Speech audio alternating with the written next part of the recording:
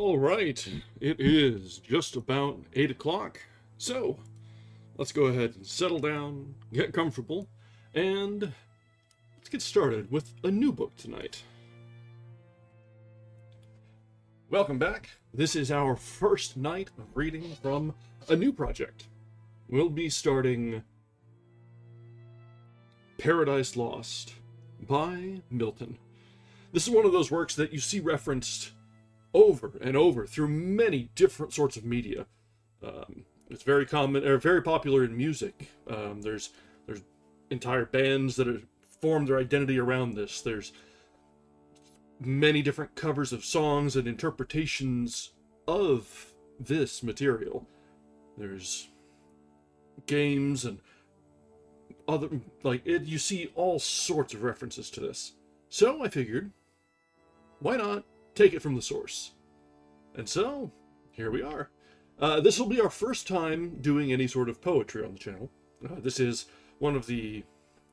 It's in the epic poem style, so it's a lot like Beowulf or Gilgamesh, or the old, really heavy... Well, I guess technically the Odyssey was also a poem, an epic poem, but that was a little bit more...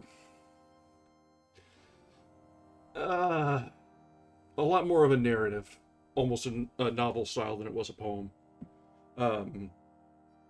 Yeah, exactly. This is where so much of what the perception of hell is.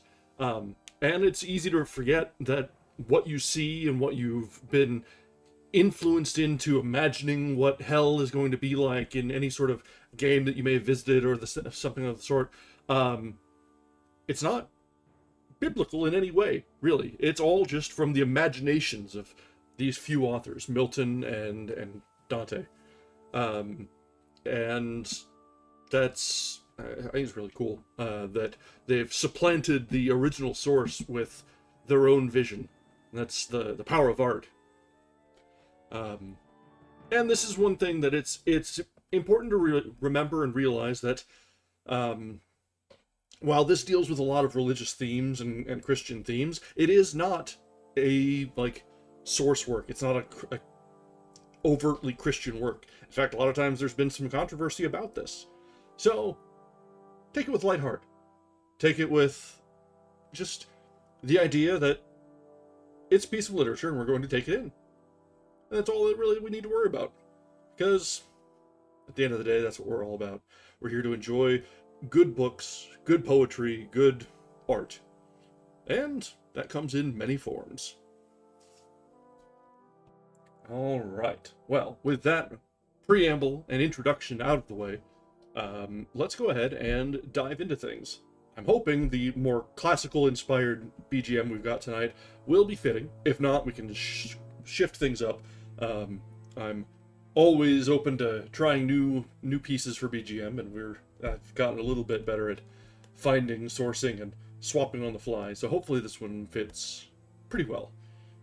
It may be a little quiet for what this is, so I may need to adjust the levels a little bit, but we'll see. So, with all that done, let's go ahead and get into the book, shall we? And so, we begin now with Paradise Lost, Book 1. Quick note, also, this is written in blank verse. That is to say, it has a meter, but it doesn't rhyme. So, it's a little bit, it'll have a cadence to it, but, you shouldn't need to be looking out for too much of that. That means it actually works really well with translations. I think this was originally in English, so it's not really a big deal, but just something to keep in mind. Right. Book 1. Of man's first disobedience, and the fruit of that forbidden tree whose mortal taste brought death into the world and all our woe, with loss of Eden, till one greater man restore us and regain the blissful seat. Sing, heavenly muse, that on the secret top of Oreb or of Sinai didst inspire that shepherd who first taught the chosen seed in the beginning how the heavens and earth rose out of chaos, or if Sion hill delight thee more, and Siloa's brook that flowed fast by the oracle of God, I thence invoke thy aid to my adventurous song, that with no middle flight intends to soar above the Aeonian mount, while it pursues things unattempted, yet in prose or rhyme. And chiefly thou, O spirit, that dost prefer before all temples the upright heart and pure, instruct me, for thou knowest thou from the first wast present, and with mighty wings outspread, dove-like satst brooding on the vast abyss, and matched it pregnant with what in me is dark, illumine what is low, raise and support, that, to the height of this great argument, I may assert eternal providence, and justify the ways of God to men. Say first, for heaven hides nothing from thy view, nor the deep tract of hell, say first what cause moved our grandparents in that happy state, favored of heaven so highly, to fall off from their Creator and transgress his will, for one restraint, lords of the world besides, who first seduced them to that foul revolt. The infernal serpent, he it was whose guile, stirred up with envy and revenge, deceived the mother of mankind, what time his pride had cast him out from heaven, with all his host of rebel angels, by whose aid aspiring to set himself in glory above his peers, he trusted to have equalled the Most High, if he opposed and with ambitious aim against the throne and monarchy of God, raised impious war in heaven and battle proud, with vain attempt, him, the almighty power, hurled headlong, flaming, from the ethereal sky, with hideous ruin and combustion down to bottomless perdition, there to dwell in adamantine chains and penal fire. Who durst defy the omnipotent arms? 9 times the space that measures day and night, to mortal men he, with his horrid crew, lay vanquished, rolling in the fiery gulf, confounded though immortal, but his doom reserved him to more wrath. For now the thought, both of lost happiness and lasting pain, torments him. Round he throws his baleful eyes, that witnessed huge affliction and dismay, mixed with obdurate pride and steadfast hate. At once, as far as angels can, he views the dismal situation waste and wild.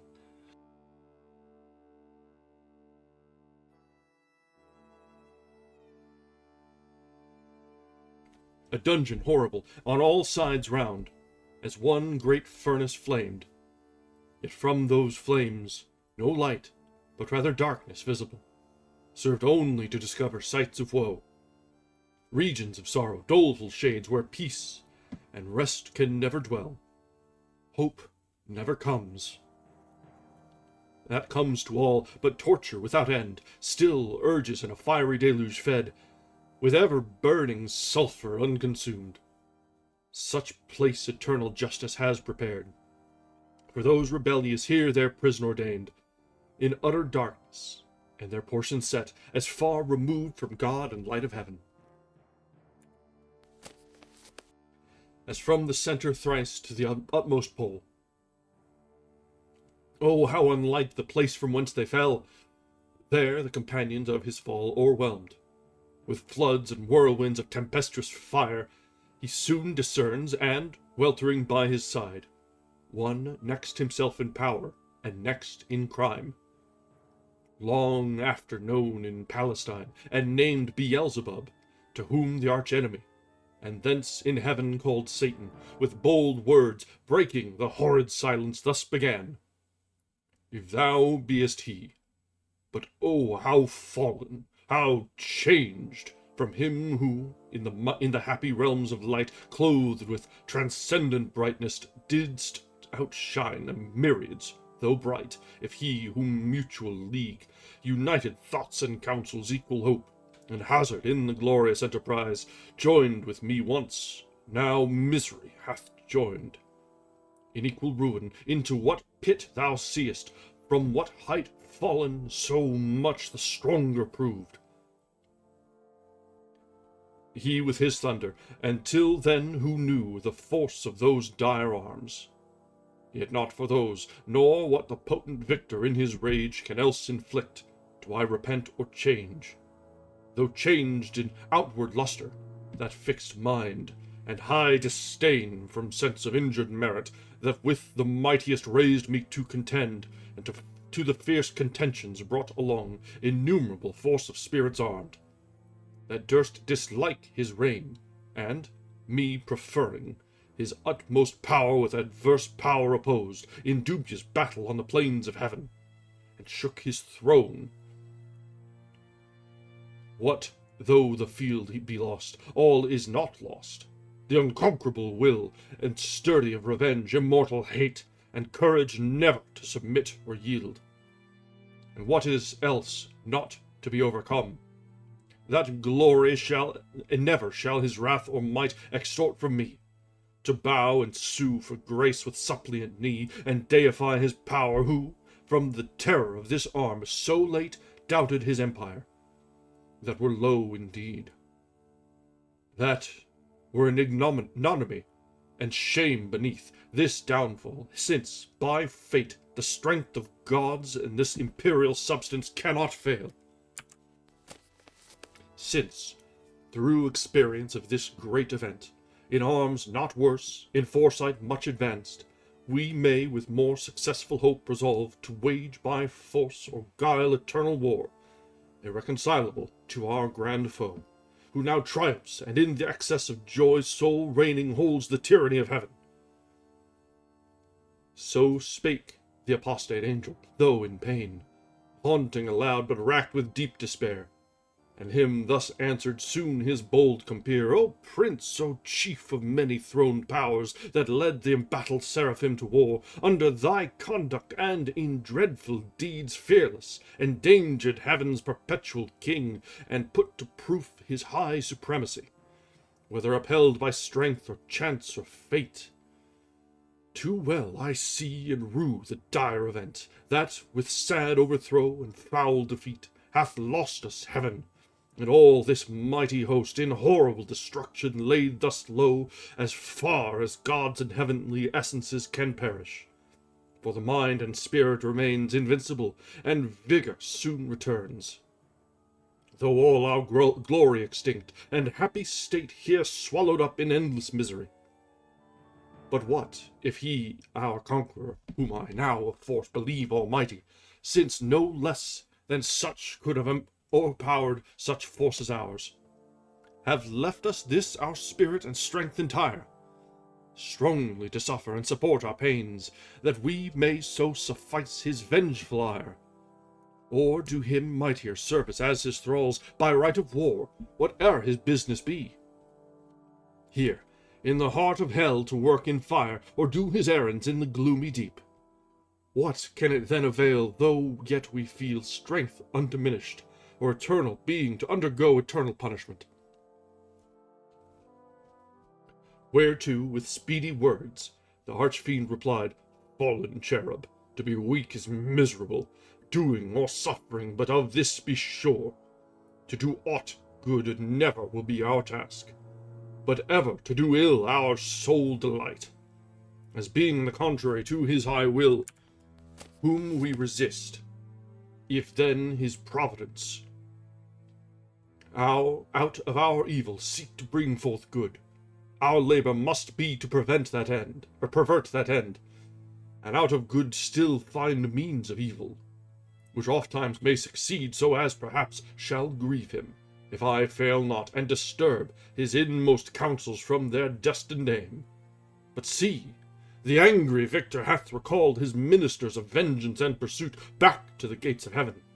The sulphurous hail shot after us in storm, o'erblown hath laid the fiery surge that from the precipice of heaven received us fallen, and the thunder, winged with red lightning and impetuous rage, perhaps hath spent his shafts, and ceases now to bellow through the vast and boundless deep.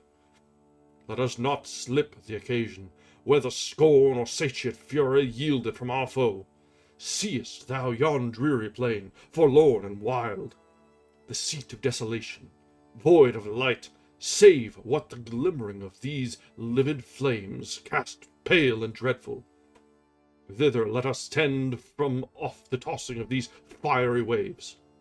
There rest, if any rest can harbor there, and, reassembling our afflicted powers, consult how we may henceforth most offend our enemy, our own loss how repair, how overcome this dire calamity, what reinforcement we may gain from hope, if not, what resolution from despair. Thus Satan, talking to his nearest mate, with head uplift above the wave and eyes that sparkling blazed, his other parts besides prone on the flood, extended long and large, lay floating many a rood, in bulk as huge as whom the fables name of monstrous size, Titanian or earthborn, that warred on Jove, Briareos or Typhon, whom the den by ancient tosses held, or that sea beast Leviathan, which God of all his works created hugest that swim the ocean stream. Him, haply slumbering on the Norway foam, the pilot of some small, night-foundered skiff, deeming some island oft, as seamen tell, with fixed anchor in his scaly rind, moors by his side under the lee, while night invests the sea, and wished morn delays. So stretched out huge in length the arch-fiend lay, chained on the burning lake, nor ever thence had risen, or heaven heaved his head, but that the will and high permission of all ruling heaven left him at large to his own dark designs, that with reiterated crimes he might heap on himself damnation, while he sought evil to others, and enraged might see how all his malice served but to bring forth infinite goodness, grace, and mercy, shewn on man by him seduced, but on himself treble confusion, wrath, and vengeance poured. Forthwith upright he rears from off the pool, his mighty stature, on each hand the flames driven backward slope their pointing spires, and rolled in billows, leaveth amidst a horrid veil.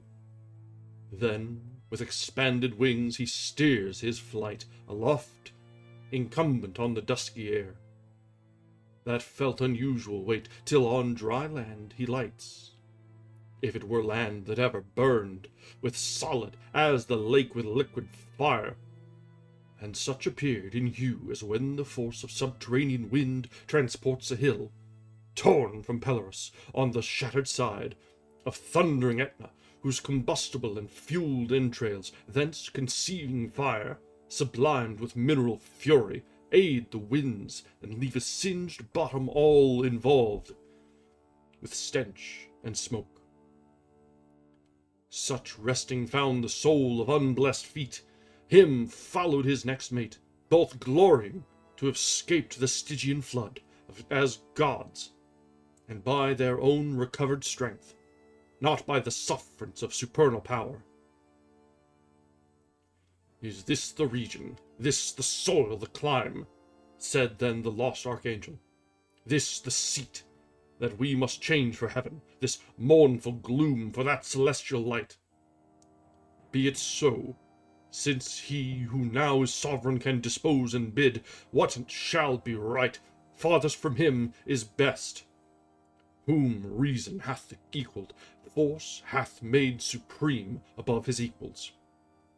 Farewell, happy fields, where joy forever dwells. Hail, horrors, hail, infernal world, and thou, profoundest hell, receive thy new possessor, one who brings a mind not to be changed by place or time. The mind is its own place, and in itself can make a heaven of hell, a hell of heaven. What matter where, if I be still the same? What I should be all but less than he whom thunder hath made greater. Here at least we shall be free. The Almighty hath not built here for his envy, will not drive us hence. Here we may reign secure. And, in my choice, to reign is worth ambition, though in hell. Better to reign in hell than serve in heaven. But wherefore let we then our faithful friends, the associates and co-partners of our loss, lie thus astonished on the oblivious pool, and call them not to share with us their part in this unhappy mansion, or once more, with rallied arms, to try what may be yet regained in heaven, or what more, lost in hell. It is good to see lines that are used elsewhere, that people probably don't even know where they came from. Definitely here. Definitely here.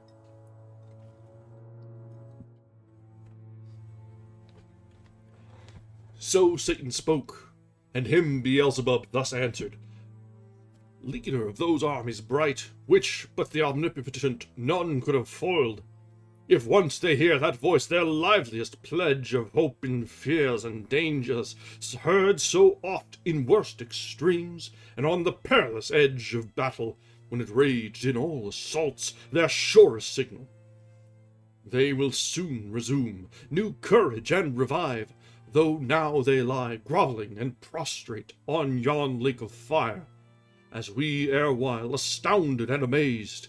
No wonder, fallen such a pernicious height. He scarce had ceased, when the superior fiend was moving toward the shore, his ponderous shield, ethereal temper, massy, large and round, behind him cast. The broad circumference hung on his shoulders like the moon, whose orb through optic glass the Tuscan artist views at evening from the top of Fiesole, or in Valdarno, to descry new lands, rivers or mountains in her spotty globe.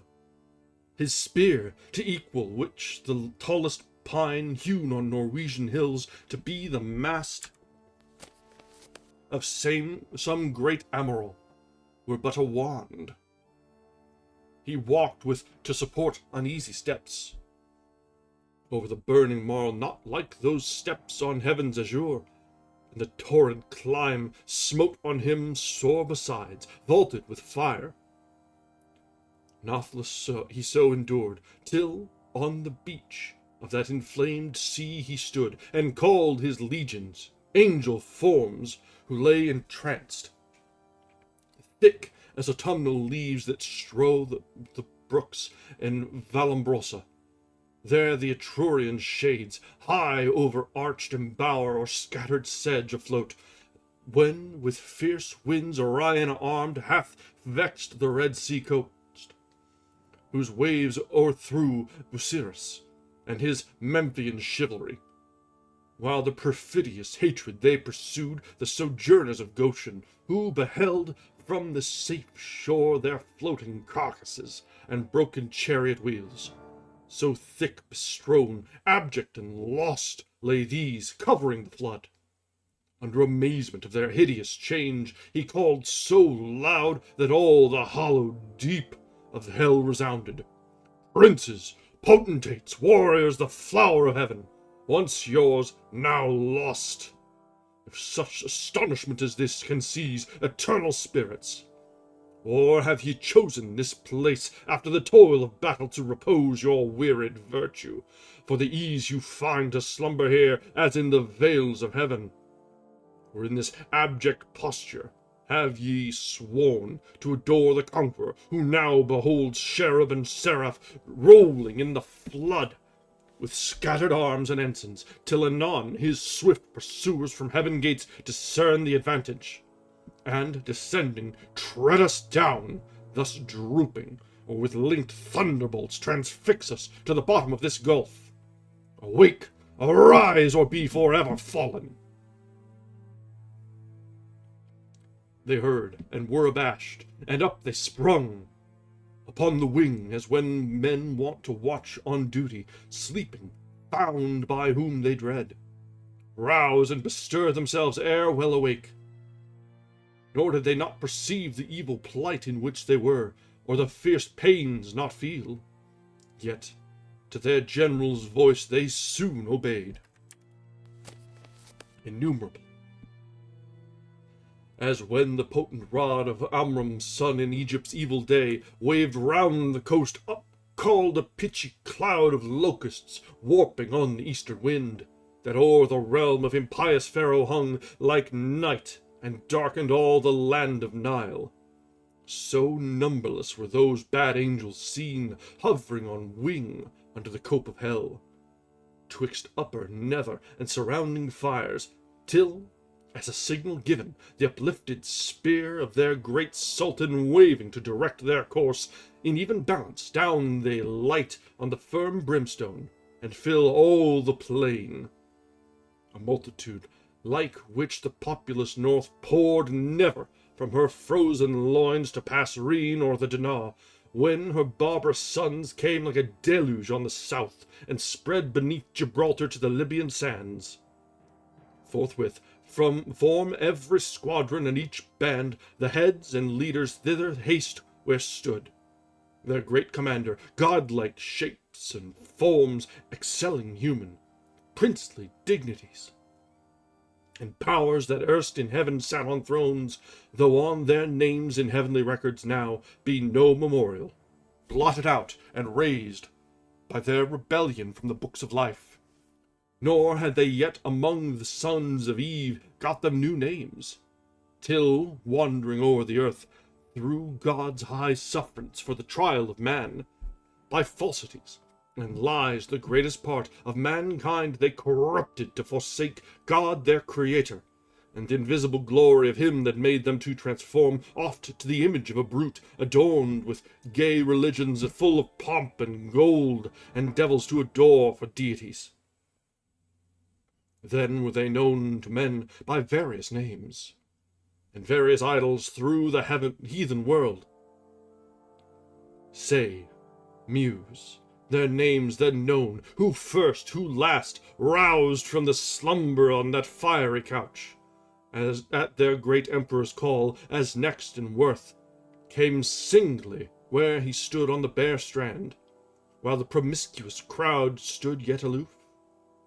The chief were those who, from the pit of hell, roaming to seek their prey on earth, durst fix their seats, long after, next the seat of God, their altars by his altar gods adored among the nations round, and durst abide Jehovah, thundering out of Sion, throned between cherubim, yea, often placed within his sanctuary itself their shrines, abominations, and with cursed things his holy rites and solemn feasts profaned, and with their darkness durst affront his light.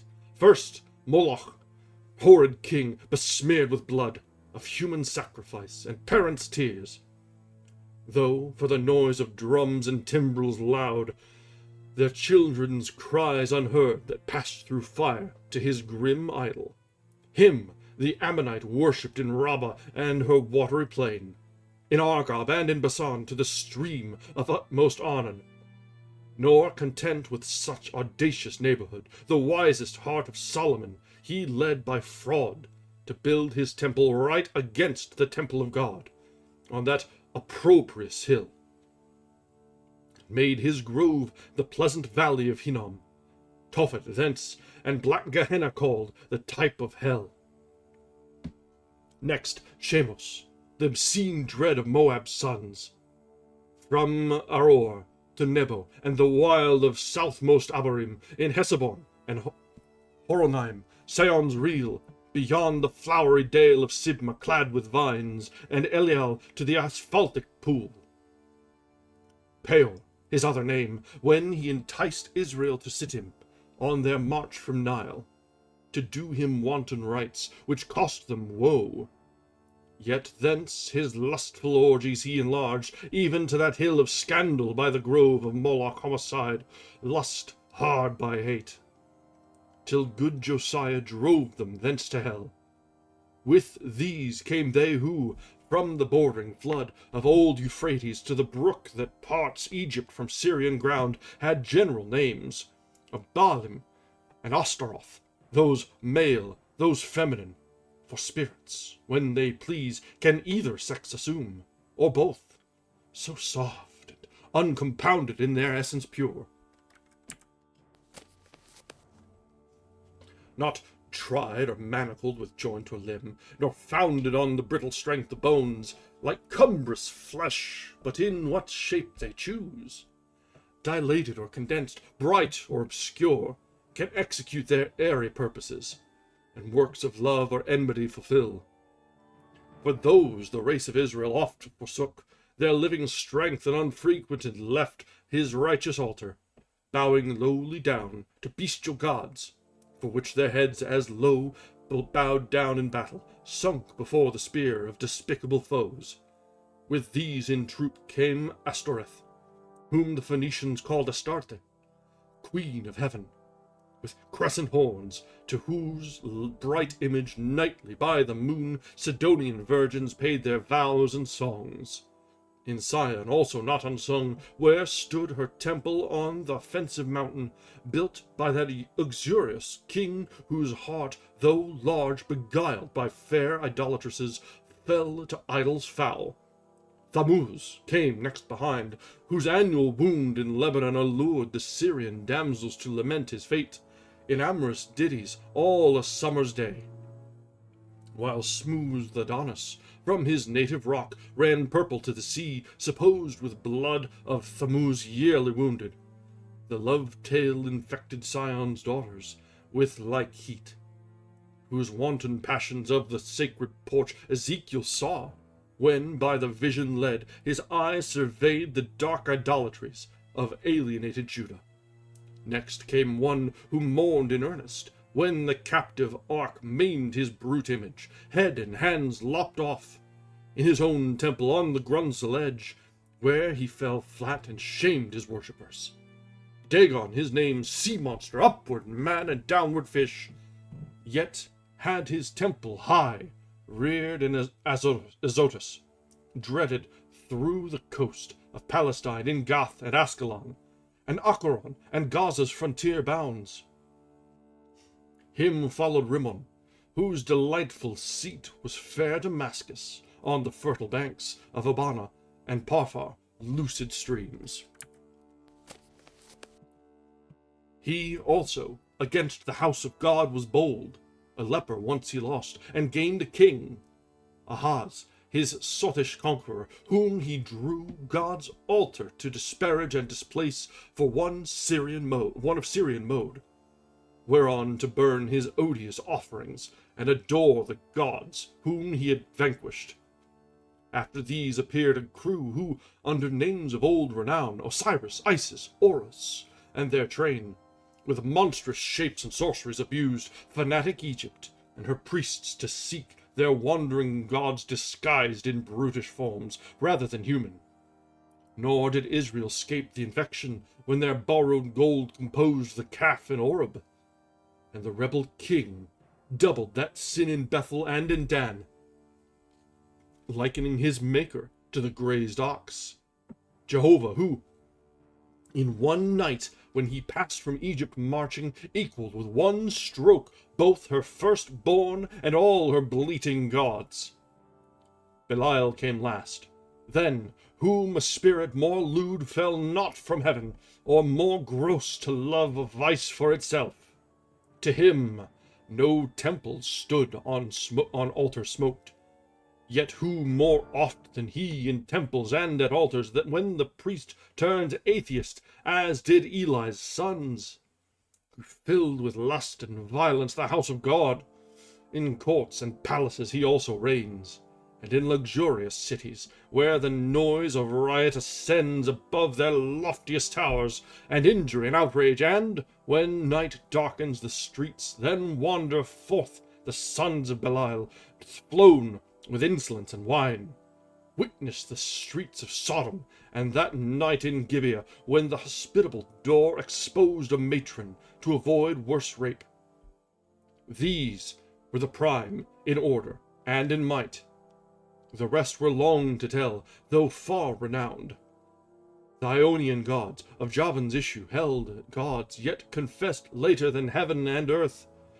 Their boasted parents, Titan, heaven's firstborn with his enormous brood, and birthright seized by younger Saturn, he from mightier Jove his own and Rhea's sons like measure found.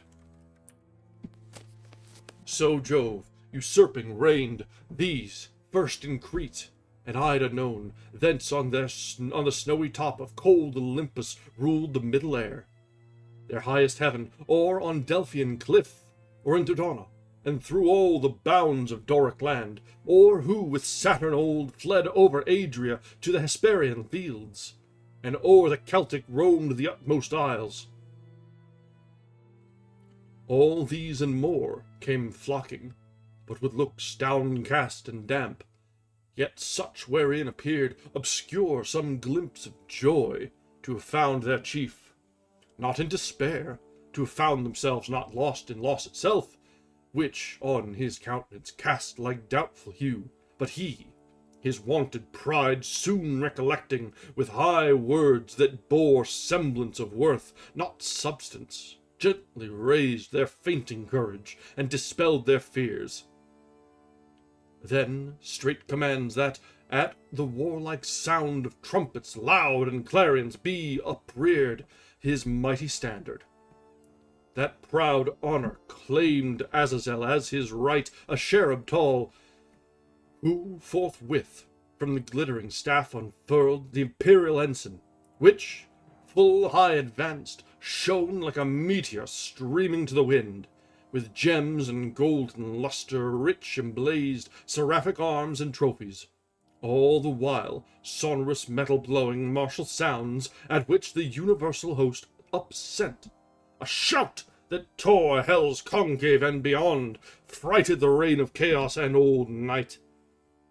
All in a moment, through the gloom were seen 10,000 banners rise into the air, with orient colors waving, with them rose a forest huge of spears, and thronging helms appeared, and serried shields in thick array, of depth immeasurable. Anon they move in perfect phalanx to the Dorian mood, of flutes and soft recorders, such as raised to height of noblest Templar heroes old, arming to battle. And instead of rage, deliberate valor breathed, firm and unmoved, with dread of death to flight or foul retreat, nor wanting power to mitigate and swage, with solemn touches and troubled thoughts and chase anguish and doubt and fear and sorrow and pain from mortal or immortal minds. Thus they, breathing united force with fixed thought, moved on in silence to soft pipes that charmed their painful steps o'er the burnt soil.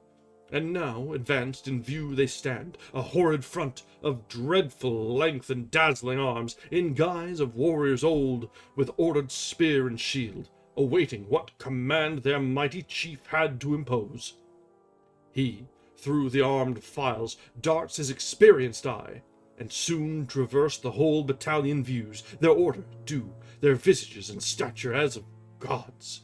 Their number last he sums, and now his heart distends with pride, and, hardening in his strength, glories, for never, since created man, met such embodied force as named with these, could merit more than that small infantry. Warred on by cranes, though all the giant brood of Phlegra and the heroic race were joined, that fought at Thebes and Ilium, on each side mixed with auxiliar gods, and what resounds in fable or romance of Uther's son, begirt with British and Armoric knights, and all who since, baptized or infidel, jousted in Aspermont, or Montalban, or Damasco, or Morocco, or Trebizond, or whom Bizerta sent from Afric's shore when Charlemagne with all his peerage fell by Fontarabia. Thus far these beyond compare of mortal prowess, yet observed their dread commander. He, above the rest, in shape and gesture proudly eminent, stood like a tower. His form had yet not lost all her original brightness, nor appeared less than archangel ruined, and the excess of glory obscured, as when the sun new risen looks through the horizontal misty air, shorn of his beams, or, from behind the moon, in dim eclipse, disastrous twilight sheds on half the nations, and with fear of change perplexes monarchs. darkened so, yet shone above them all the archangel, but his face deep scars of thunder had entrenched, and care sat on his faded cheek. But under brows of dauntless courage and considerate pride waiting revenge, cruel his eye, but cast signs of remorse and passion, to behold the fellows of his crime, the followers rather, far other once beheld in bliss, condemned for ever now to have their lot in pain, millions of spirits for his fault immersed of heaven, and from eternal splendors flung for his revolt, yet faithful how they stood. Their glory withered, as when heaven's fire hath scathed the forest oaks or mountain pines, with singed top their stately growth, though bare, stands on the blasted heath. He now prepared to speak, whereat their doubled ranks they bend from wing to wing, and half enclosed him round with all his peers. Attention held them mute. Thrice he essayed, and thrice, in spite of scorn, tears, such as angels weep, burst forth. At last, words interwove with sighs found their way. O myriads of immortal spirits! O powers matchless but with the Almighty! And that strife was not inglorious, though the event was dire, as this place testifies, and this dire change, hateful to utter. But what power of mind, foreseeing or presaging from the depth of knowledge, past or present, could have feared how such united force of gods, how such as stood like these, could ever know repulse? For who can yet believe, though after loss, that all these puissant legions, whose exile hath emptied heaven, shall fail to reascend, self-raised, and repossess their native seat? For me, be witness all the host of heaven, if counsels different or danger shunned by me have lost our hopes, but he who reigns monarch in heaven, till then as one secure, sat on his throne, upheld by old repute. Consent or custom and his regal state put forth at full, but still his strength concealed, which tempted our attempt and wrought our fall. Henceforth his might we know, and know our own, so as not either to provoke or dread new war provoked. Our better part remains, to work in close design, by fraud or guile. What force affected not, that he no less at length from us may find, who overcomes by force hath overcome but half his foe. Space may produce new worlds, whereof so rife there went a fame in heaven, that he ere long intended to create, and therein plant a generation, whom his choice regard should favor equal to the sons of heaven. But thither, if but to pry, shall be perhaps our first eruption, thither or elsewhere. For this infernal pit shall never hold celestial spirits in bondage, nor the abyss long under darkness cover. But these thoughts full counsel must mature. Peace is despaired, for who can think of submission? War, then, war, open or understood, must be resolved. He spake, and, to confirm his words, out flew millions of flaming swords, drawn from the thighs of mighty cherubim. The sudden blaze far round illumined hell. Highly they raged against the highest, and fierce with grasped arms clashed on their sounding shields the din of war, hurling defiance toward the vault of heaven. There stood a hill not far, whose grisly top belched fire and rolling smoke. The rest entire shone with glossy scurf, undoubted sign that in his womb was hid metallic ore, the work of sulphur. Thither, winged with speed, a numerous brigade hastened, as when bands of pioneers with spade and pickaxe armed forerun the royal camp to trench a field or cast a rampart. Mammon led them on. Mammon, the least erected spirit that fell from heaven, for even in heaven his looks and thoughts were always downward bent, admiring more the riches of heaven's pavement, trodden in gold, than aught divine or holy else enjoyed. In vision beatific. By him first men also, and by his suggestion taught, ransacked the centre, and with impious hands rifled the bowels of their mother earth for treasures better hid. Soon had his crew opened into the hill a spacious wound, and digged out ribs of gold. Let none admire that riches grow in hell, that soil may best deserve the precious bane. And here let those who boast in mortal things, and wondering tell of Babel, and the works of Memphian kings, learn how their greatest monuments of fame and strength and art are easily outdone by spirits reprobate. And in an hour, what in an age they with incessant toil and hands innumerable scarce perform. Nigh on the plain in many cells prepared, that underneath had veins of liquid fire, sluiced from the lake a second multitude.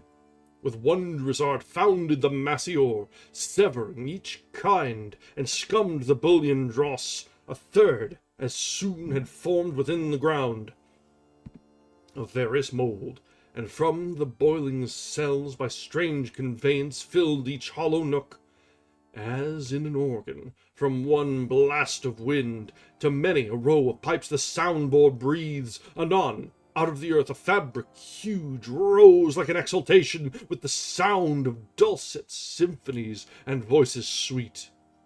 Built like a temple, where pilasters round were set, and Doric pillars overlaid with golden architrave, nor did there want cornice of frieze, with bossy sculptures graven. The roof was fretted gold, not Babylon, nor great Alcairo such magnificent equalled in all their glories to enshrine Belus or Seraphis their gods, or seat their kings, when Egypt with Assyria strove in wealth and luxury. The ascending piles stood fixed her stately height, and straight the doors, opening their brazen folds, discover wide within her ample spaces o'er the smooth and level pavement. From the arched roof, pendant by subtle magic, many a row of starry lamps and blazing cressets, fed with naphtha and asphaltus, yielded light as from a sky. The hasty multitude admiring entered, and the work some praise, and some the architect. His hand was known in heaven by many a towered structure high, where sceptred angels held their residence, and sat as princes whom the supreme king exalted to such power, and gave to rule, each in his hierarchy, the orders bright. Nor was his name unheard or unadored. In ancient Greece and in Ausonian land, men called him Mulciber, and how he fell from heaven they fabled, thrown by angry Jove, sheer o'er the crystal battlements. From morn to noon he fell, from noon to dewy eve, a summer's day, and with the setting sun, dropped from the zenith like a falling star. On Lemnos, the Aegean isle, thus they relate, erring, for he with this rebellious rout fell long before, nor aught availed him now to have built in heaven high towers, nor did he escape by all his engines, but was headlong sent, with his industrious crew, to build in hell. Meanwhile, the winged heralds, by command of sovereign power, with awful ceremony and trumpets sound, throughout the host proclaim a solemn council forthwith to be held at Pandemonium, the high capital of Satan and his peers. Their summons called from every band and squared regiment, by place or choice the worthiest. They anon, with hundreds and with thousands trooping, came attended. All access was thronged, the gates and porches wide, but chief the spacious hall, though like a covered field, where champions bold wont ride in armed, and at Soldan's chair defied the best of Paynim chivalry to mortal combat or career with lance. Thick swarmed, both on the ground and in the air, brushed with the hiss of rustling wings, as bees in springtime, when the sun with Taurus rides, pour forth their populous youth about the hive in clusters. They among fresh dews and flowers fly to and fro, or on the smooth plank, the suburb of their straw-built citadel, new rubbed with balm, expatiate and confer their state affairs, so thick the airy crowd swarmed and were straitened, till, the signal given, behold a wonder!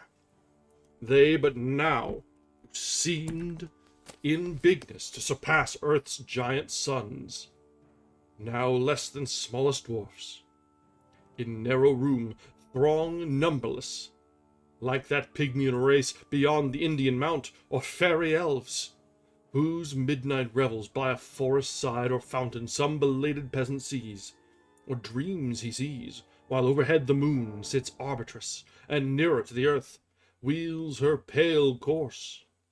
They on their mirth and dance intent, with jocund music charm his ear. At once with joy and fear his heart rebounds. Thus incorporeal spirits to smallest forms reduced their shapes immense, and were at large, though without numbering still, amidst the hall of that infernal court. But far within, and in their own dimensions like themselves, the great seraphic lords and cherubim in close recess and secret conclave sat, 1,000 demigods on golden seats, frequent and full. After short silence then, and summons read, the great consult began. That is the end of Book 1 of Paradise Lost. Whew. That took a lot. So, we can see already how much, like, this is, like, fantasy wet dream. This is like everything that you want the scene setting for a fantasy series, world building, everything to be. You've got, like, the foul gods in the pit that are getting ready to plot their vengeance. You've got, like, all these huge personages, references, and pulling things in. It's, if you completely ignore the religious overtones, this is just very much a fantasy novel's beginning. Yeah, this is the entire War in Heaven comes from this. Because it's in the actual, like, in the scriptures and stuff, it's just like, oh yeah, that's all it was. But this is so much more fun.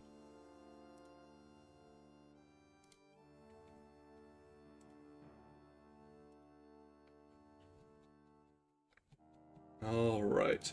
Well, the next one is somehow even longer. So, let's go ahead and take our break a little early. I will catch my breath because that was very dense.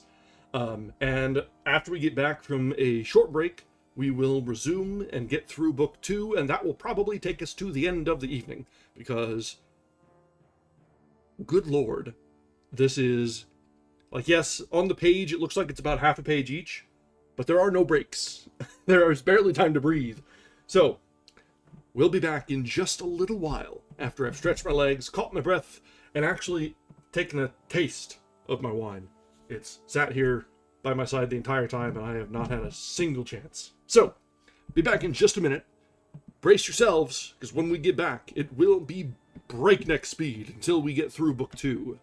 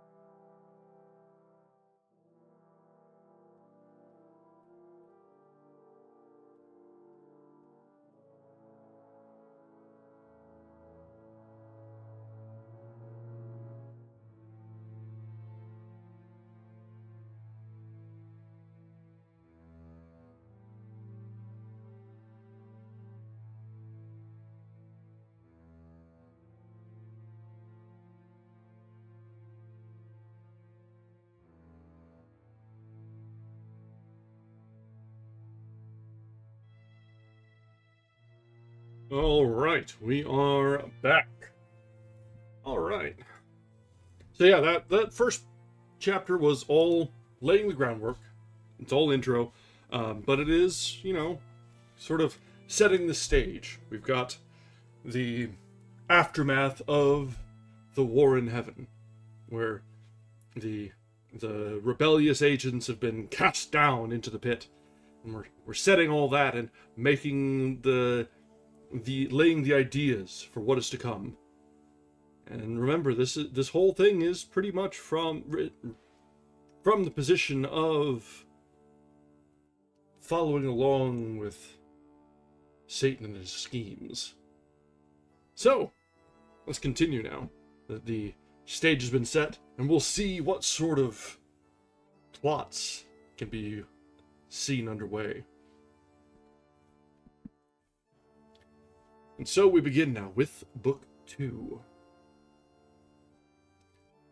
High on a throne of royal state, which far outshone the wealth of Ormus and of Ind, or where the gorgeous East with richest hand showers on her kings barbaric pearl and gold, Satan, exalted sat, by merit raised to that bad eminence, and, from despair, thus high uplifted beyond hope, aspires beyond thus high, insatiate, to pursue vain war with heaven, and, by success untaught, his proud imaginations thus displayed.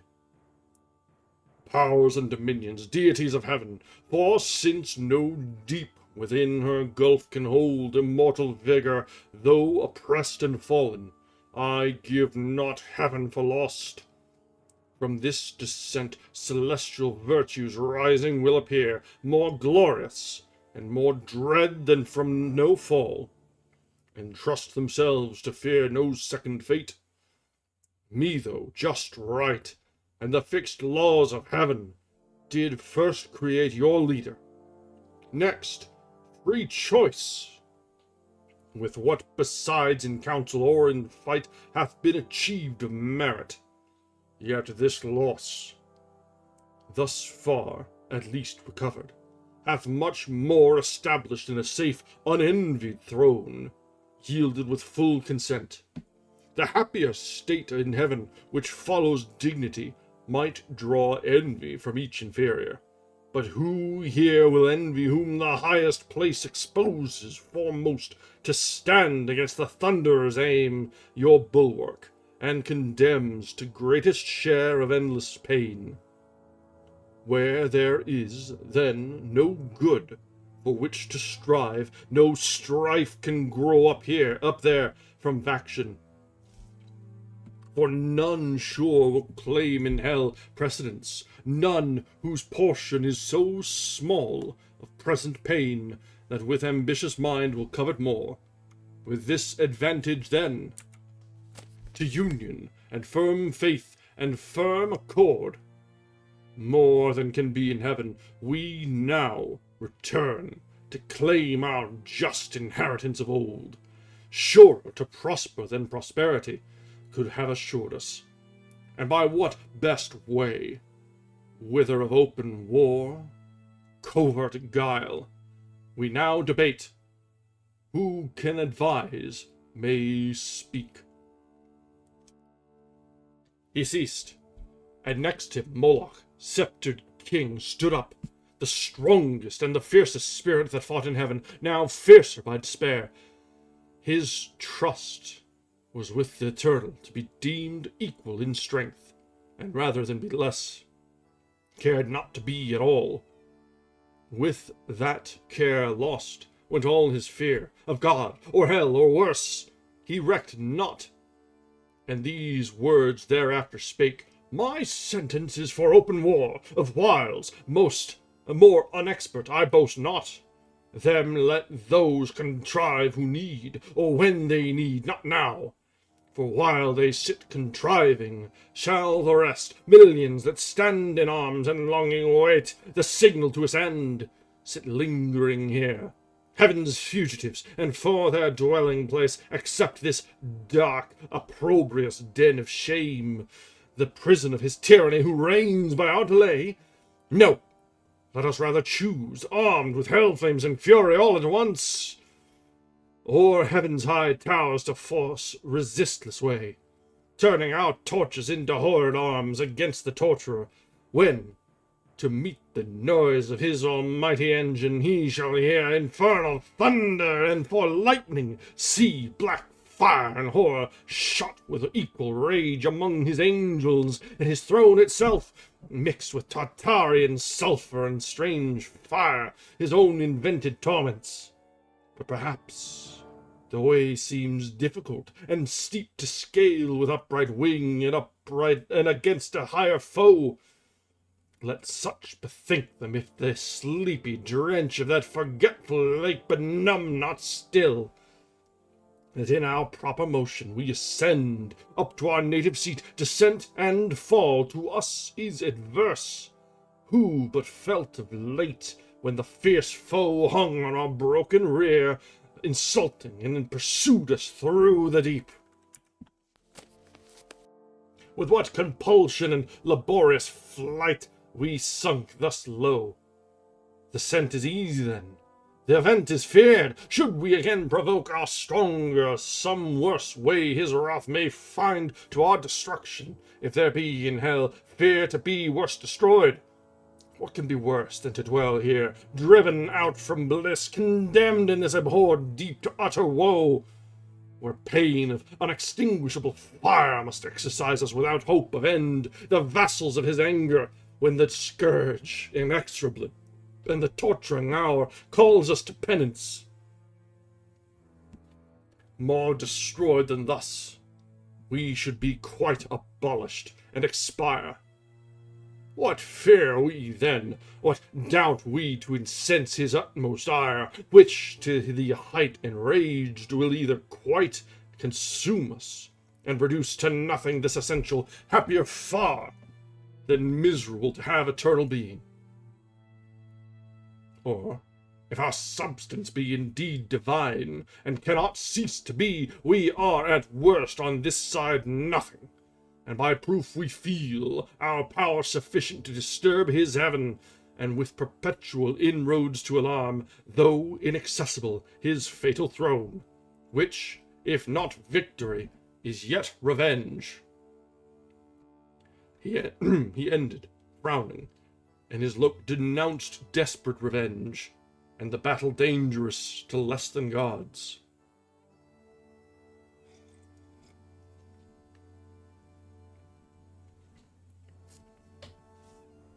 On the other side, up rose Belial, in act more graceful and humane. A fairer person lost not heaven.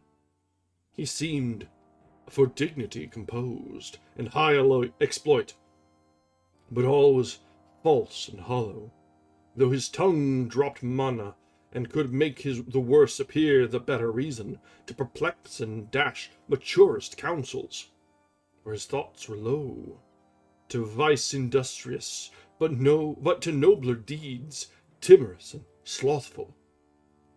Yet he pleased the ear, and with persuasive accent thus began, I should be much for open war, O peers, as not behind in hate, if what was urged, main reason to persuade immediate war, did not dissuade me most, and seemed to cast ominous conjecture on the whole success. When he who most excels in fact of arms, in what he counsels and in what excels, mistrustful grounds his courage on despair and utter dissolution, as the scope of all his aim, after some dire revenge. First, what revenge? The towers of heaven are filled with armed watch, that render all access impregnable.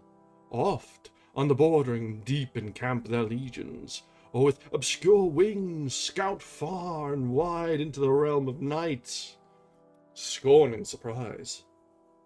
Or, could we break our way by force, and at our heels all hell should rise, with blackest insurrection to confound heaven's purest light, yet our great enemy, all incorruptible, would on his throne sit unpolluted, and the ethereal mould, incapable of stain, would soon expel her mischief and purge off the baser fire, victorious. Thus repulsed, our final hope is flat despair. We must exasperate the almighty victor to spend all his rage, and that must end us. That must be our cure, to be no more. Sad cure! For who would lose, though full of pain, this intellectual being, those thoughts that wander through eternity, to perish rather swallowed up and lost in the wide womb of uncreated night, devoid of sense and motion? And who knows? Let this be good, whether our angry foe can give it or will ever. How he can is doubtful, that he never will is sure. Will he, so wise, let loose at once his ire, belike through impotence or unaware, to give his enemies their wish, and end them in his anger, whom his anger saves to punish endless? Wherefore cease we then? Say they who counsel war, we are decreed, reserved, and destined to eternal woe. Whatever doing, what can we suffer more? What can we suffer worse? Is this then worst? Thus sitting, thus consulting, thus in arms? What, when we fled amain, pursued and struck with heaven's afflicting thunder, and besought the deep to shelter us? This hell then seemed a refuge from those wounds. Or when we lay chained on the burning lake, that sure was worse. What if the breath that kindled those grim fires, awaked, should blow them into sevenfold rage, and plunge us in the flames? Or from above should intermittent vengeance arm again his red right hand to plague us? What if all her stores were opened, and this firmament of hell should spout her cataracts of fire? Impotent horrors, threatening hideous, fall one day upon our heads, while we, perhaps, designing or exhorting glorious war, caught in a fiery tempest shall be hurled, each on his rock transfixed, the sport and prey of racking whirlwinds, or forever sunk under yon boiling ocean, wrapped in chains, there to converse and with everlasting groans, unrespited, unpitied, unreprieved, ages of hopeless end. This would be worse. War, therefore, open or concealed, alike my voice dissuades. For what can force or guile with him, or who deceive his mind, whose eye views all things at one view? He, from heaven's height, all these our motions vain sees and derides, not more almighty to resist our might, than wise to frustrate all our plots and wiles. Shall we then live thus vile, the race of heaven thus trampled, thus expelled, to suffer here chains and these torments? Better these than worse be by my advice, since fate inevitable subdues us, an omnipotent decree.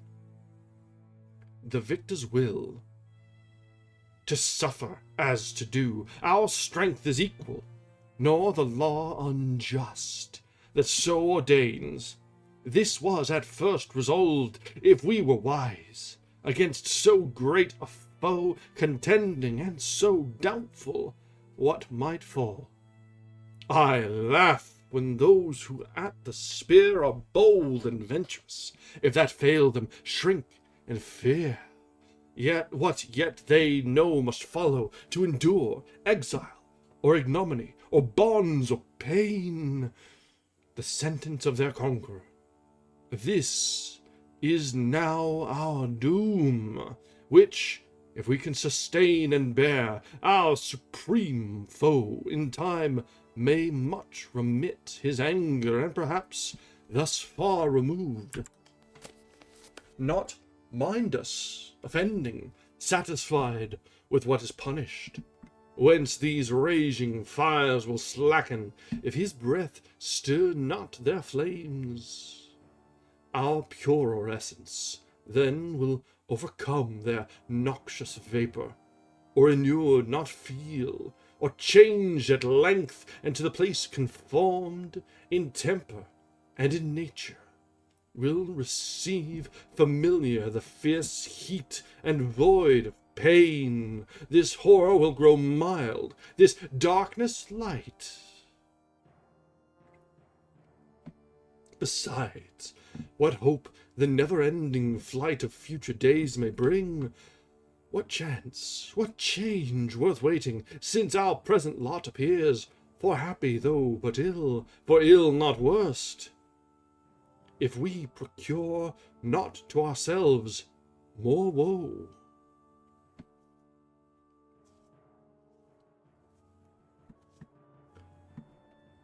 Thus Belial, with words clothed in reason's garb, counselled ignoble ease and peaceful sloth, not peace. And after him thus Mammon spake: Either to disenthrone the King of Heaven we war, if war be best, or to regain our own right lost. Him to unthrone we then may hope, when everlasting fate shall yield to fickle chance, and chaos judge the strife. The former, vain to hope, argues as vain the latter, for what place can be for us within heaven's bound, unless heaven's Lord supreme we overpower? Suppose he should relent and publish grace to all, on promise made of new subjection. With what eyes could we stand in his presence humble, and receive strict laws imposed, to celebrate his throne with warbled hymns, and to his godhead sing false hallelujahs, while he lordly sits our envied sovereign, and his altar breathes ambrosial odors, and ambrosial flowers, our servile offerings? This must be our task in heaven, this our delight. Wearisome eternity so spent in worship paid to whom we hate. Let us not then pursue, by force impossible, by leave obtained unacceptable, though in heaven our state of splendid vassalage, but rather seek our own good from ourselves, and from our own live to ourselves, though in this vast recess, free, and to none accountable, preferring hard liberty before the easy yoke of servile pomp. Our greatness will appear then most conspicuous, when great things of small, useful, of hurtful, prosperous, of adverse, we can create, and in what place soever thrive under evil, and work ease out of pain, through labor and endurance. This deep world of darkness do we dread.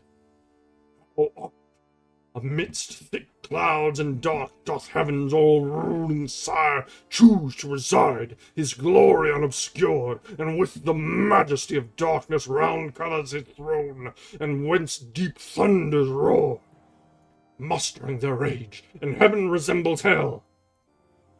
As he, our darkness, cannot we his light imitate when we please. This desert soil wants not her hidden lustre, gems and gold, nor want we skill or art from whence to raise magnificence, and what can heaven show more? Our torments also may, in length of time, become our elements. These piercing fires, as soft as now severe, our temper changed into their temper, which must needs remove the sensible of pain. All things invite to peaceful counsels and the settled state of order. How in safety best we may compose our present evils, with regard of what we are and where, dismissing quite all thoughts of war. Ye have what I advise. Holy shit, I chose a bad voice for Mammon there. Wow.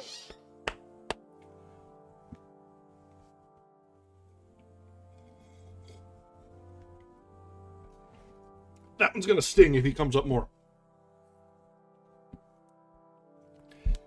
He scarce had finished, when such murmur filled the assembly as when hollow rocks retain the sound of blustering winds, which all night long had roused the sea. Now, with hoarse cadence lull seafaring men o'erwatched, whose bark by chance or panache anchors in a craggy bay after the tempest. Such applause was heard, as Mammon ended, and his sentence pleased, advising peace, for such another field they dreaded worse than hell. So much the fear of thunder and the sword of Michael wrought within them, and no less desire to found this nether empire, which might rise, by policy and long process of time, in emulation opposite to heaven. Which, when Beelzebub perceived, then whom Satan except none higher sat, with grave aspect he rose, and in his rising seemed a pillar of state. Deep on his front engraven deliberation sat, and public care, and princely counsel in his face yet shone. Majestic though in ruin, sage he stood, with Atlantean shoulders fit to bear the weight of mightiest monarchies. His look drew audience and attention still as night, or summer's noontide air, while thus he spake. Thrones and imperial powers, offspring of heaven, ethereal virtues, all these titles now must we renounce, and, changing style, be called princes of hell? For so the popular vote inclines, here to continue, and build up here a growing empire doubtless, while we dream, and know not that the King of Heaven hath doomed this place our dungeon, not our safe retreat beyond his potent arm, to live exempt from heaven's high jurisdiction in new league, banded against his throne, but to remain in strictest bondage, though thus far removed, under the inevitable curb reserved, his captive multitude. For he, to be sure, in height or depth, still first and last will reign sole king, and of his kingdom lose no part. By our revolt, but over hell extend his empire, and with iron scepter rule us here, as with his golden those in heaven. What sit we, then, projecting peace and war? War hath determined us and foiled with loss irreparable, terms of peace yet none vouchsafed or sought. For what peace will be given to us enslaved, but custody severe, and stripes and arbitrary punishment inflicted? And what peace can we return, but to our power, hostility, and hate? Untamed reluctance and revenge, though slow, may ever be plotting how the conqueror least may reap his conquest, and may least rejoice in doing what we most in suffering feel. Nor will occasion want, nor shall we need with dangerous expedition to invade heaven, whose high walls fear no assault or siege, or ambush from the deep.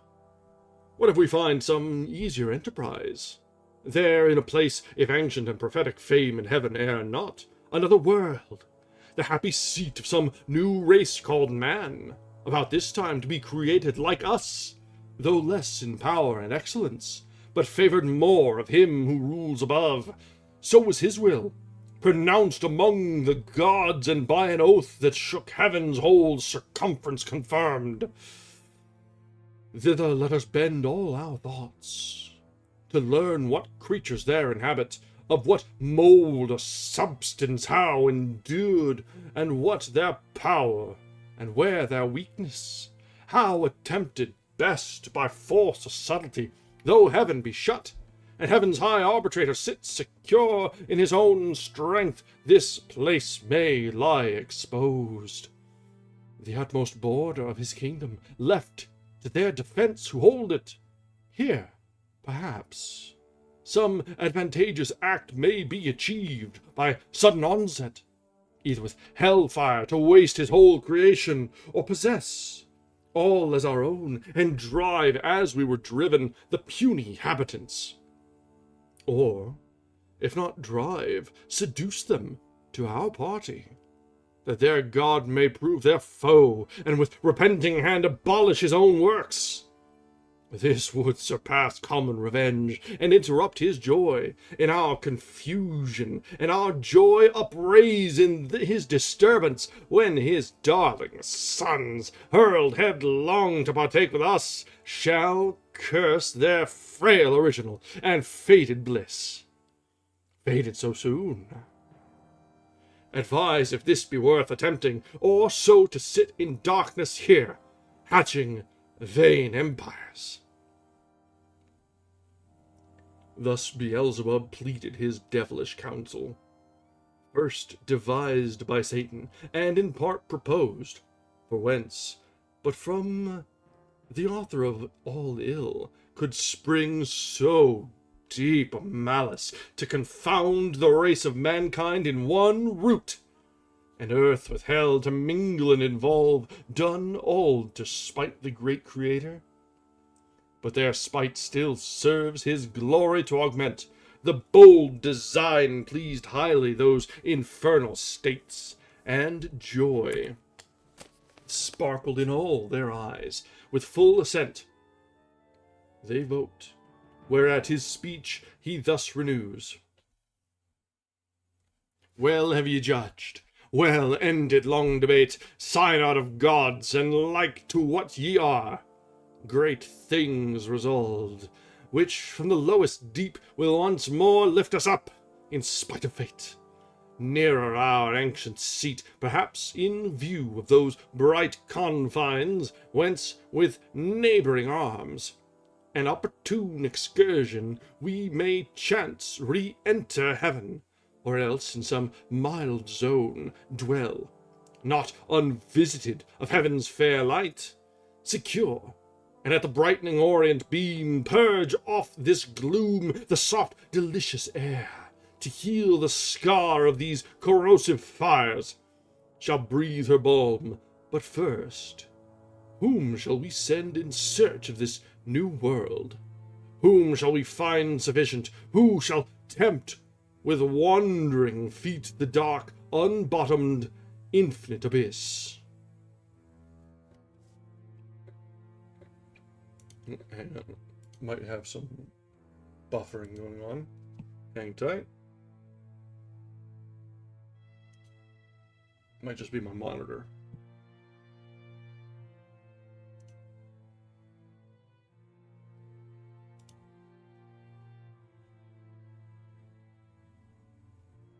Maybe. Yeah, keep dropping off live. I'm not dropping frames. Interesting.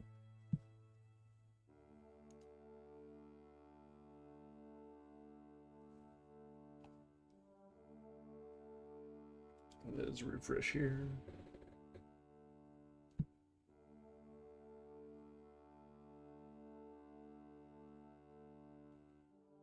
Yeah, I think it might just be my local YouTube monitor, which is unfortunate because it makes it a little bit harder to see anything coming up. But we'll see how it goes. Be sure to holler if it does drop off, but I think we're all right. Where were we?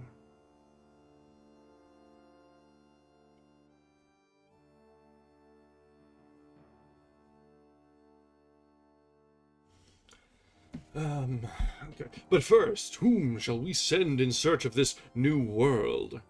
Whom shall we find sufficient? Who shall tempt with wandering feet the dark, unbottomed infinite abyss, and through the palpable obscure find out his uncouth way, or spread his airy flight upborne with indefatigable wings over the vast abrupt ere he arrive the happy isle?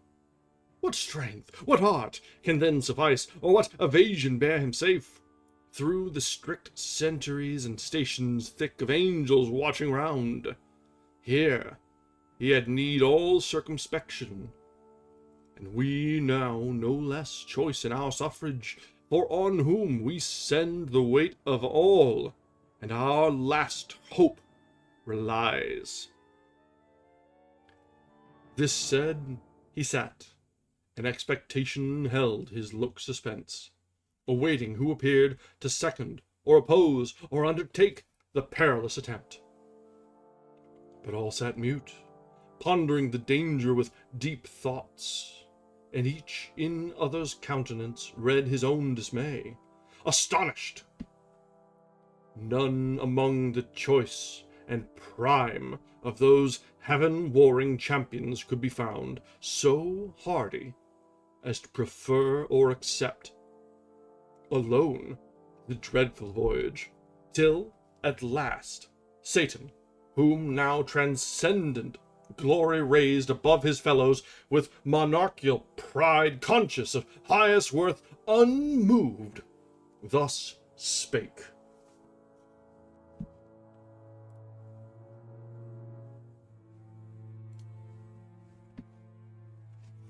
O progeny of heaven, imperial thrones, with reason hath deep silence and demure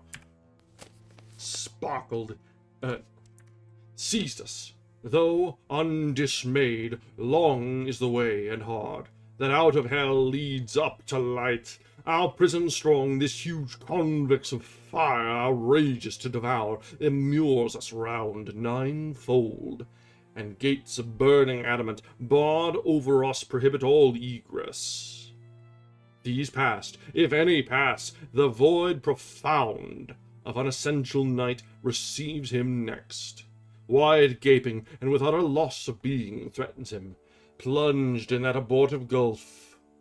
If thence he scape into whatever world or unknown region, what remains him less than unknown dangers, and as hard escape? But I should ill become this throne, O peers, and this imperial sovereignty adorned with splendor, armed with power, if aught proposed and judged of public moment, in the shape of difficulty or danger, could deter me from attempting. Wherefore do I assume these royalties, and not refuse to reign, refusing to accept as great a share of hazard as of honor, due alike to him who reigns, and so much to him due of hazard more, as he above the rest high honored sits. Go, therefore, mighty powers, terror of heaven, though fallen, intend at home, while here shall be our home, what best may ease the present misery, and render hell more tolerable.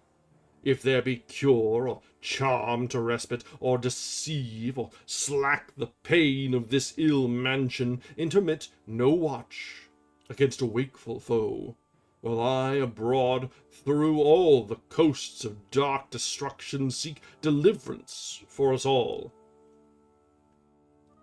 This enterprise none shall partake with me. Thus saying, rose the monarch, and prevented all reply, prudent lest, from his resolution raised, others among the chief might offer now, certain to be refused, what erst they feared, and so refused, might in opinion stand his rivals, winning cheap the high repute which he through hazard huge must earn. But they dreaded not more the adventure than his voice forbidding, and at once with him they rose.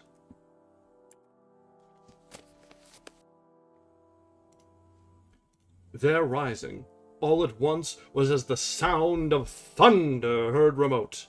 Towards him they bend with awful reverence prone, and as a god extol him equal to the highest in heaven.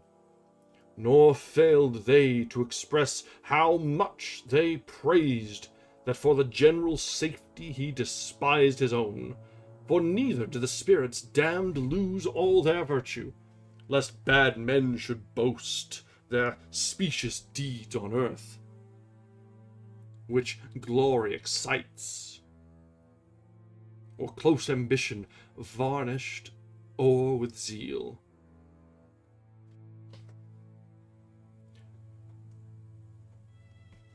Thus, they, their doubtful consultations dark, ended, rejoicing in their matchless chief, as when from mountain tops the dusky clouds ascending, while the north wind sleeps, o'erspread heaven's cheerful face, the lowering element scowls o'er the darkened landscape, snow or shower.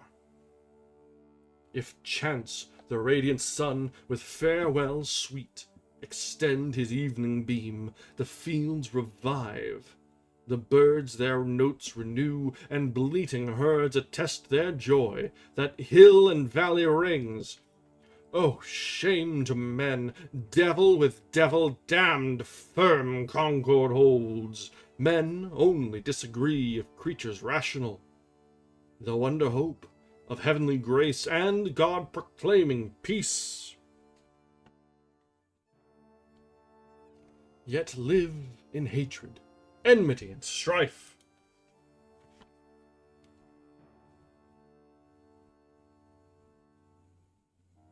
Among themselves, and levy cruel wars, wasting the earth, each other to destroy. As if, which might induce us to accord, man had not hellish foes enow besides, that day and night for his destruction wait.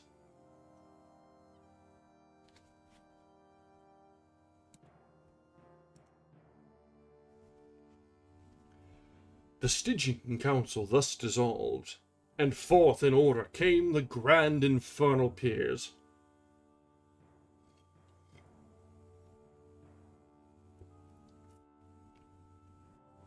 Midst came their mighty paramount, and seemed alone the antagonist of heaven, nor less than hell's dread emperor, with pomp supreme, and godlike imitated state, him round a globe of fiery seraphim enclosed with bright emblazonry and horrent arms. Then, of their session ended, they bid cry with trumpets regal sound the great result. Toward the four winds, four speedy cherubim put to their mouths the sounding alchemy. By herald's voice explained, the hollow abyss heard far and wide, and all the host of hell with deafening shout returned them loud acclaim.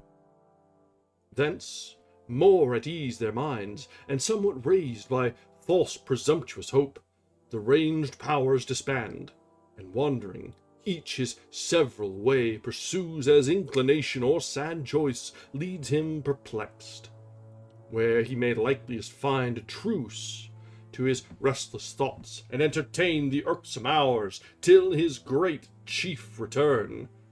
Part on the plain, or in the air sublime, upon the wing, or in swift race contend, as at the Olympian games or Pythian fields. Part curb their fiery steeds, or shun the goal with rapid wheels, or fronted brigades form, as when, to warn proud cities, war appears waged in the troubled sky, and armies rush to battle in the clouds before each van, prick forth the arid nights and couch their spears, till thickest legions close with feats of arms from either end of heaven the welkin burns. Others, with vast Typhoean rage more fell, rend up both rocks and hills, and ride the air. In whirlwind, hell scarce holds the wild uproar, as when Alcides from Oechalia, crowned with conquest, felt the envenomed robe, and tore through pain up by the roots of Thessalian pines, and Lycus from the top of Oeta threw into the Euboic sea. Others, more mild, retreated in a silent valley, sing with notes angelical to many a harp their own heroic deeds, and hapless fall by doom of battle, and complain that fate free virtue should enthrall to force or chance. Their song's partial, but the harmony, what could it less when spirits immortal sing? Suspended hell, and took with ravishment the thronging audience in discourse more sweet, for eloquence the soul, song charms the sense. Others, apart, sat on a hill retired, in thoughts more elevate, and reasoned high of providence, foreknowledge, will, and fate. Fixed fate, free will, foreknowledge absolute, and found no end. In wandering mazes lost, of good and evil much they argued then, of happiness and final misery, passion and apathy, and glory and shame, vain wisdom all, and false philosophy. Yet,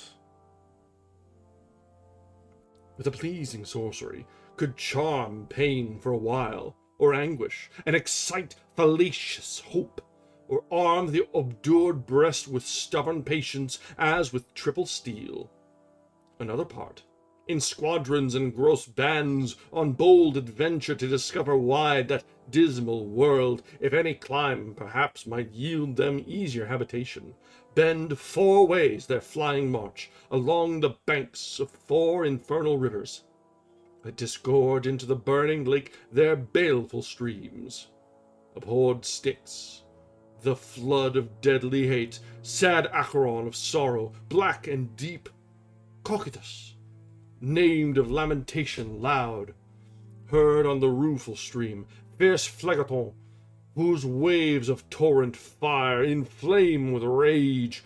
Far off from these, a slow and silent stream, Lethe, the river of oblivion, rolls her watery labyrinth, whereof who drinks forthwith his former state and being forgets both joy and grief, pleasure and pain. Beyond this flood a frozen continent lies dark and wild, beat with perpetual storms of whirlwind and dire hail, which on firm land thaws not, but gathers heap and ruins seams of ancient pile, all else deep snow and ice, a gulf profound as that Serbonian bog betwixt Damiata and Mount Cassius old, where arm is whole sunk. The parching air burns frore, and cold performs the effect of fire. Thither, by harpy-footed furies hailed, at certain revolutions all the damned are brought, and feel by turns the bitter change of fierce extremes by change more fierce. From beds of raging fire to starve in ice, their soft ethereal warmth, and there to pine immovable, infixed and frozen round periods of time, thence hurried back to fire. They ferry over this Lethean sound, both to and fro, their sorrow augment, and wish and struggle as they pass to reach the tempting stream, with one small drop, to lose in sweet forgetfulness all pain and woe, all in one moment, and so near the brink, but faith withstands, and, to oppose the attempt, Medusa with Gorgonian terror guards the ford, and all of itself the water flies. The taste of living white, as once it fled the lip of Tantalus. Thus, roving on in confused march forlorn, the adventurous bands with shuddering horror pale, and eyes aghast, viewed first their lamentable lot, and found no rest. Through many a dark and dreary vale they passed, and many a region dolorous, o'er many a frozen, many a fiery Alp, rocks, caves, lakes, fens, bogs, dens, and shades of death, a universe of death, which God by curse created evil, for evil only good.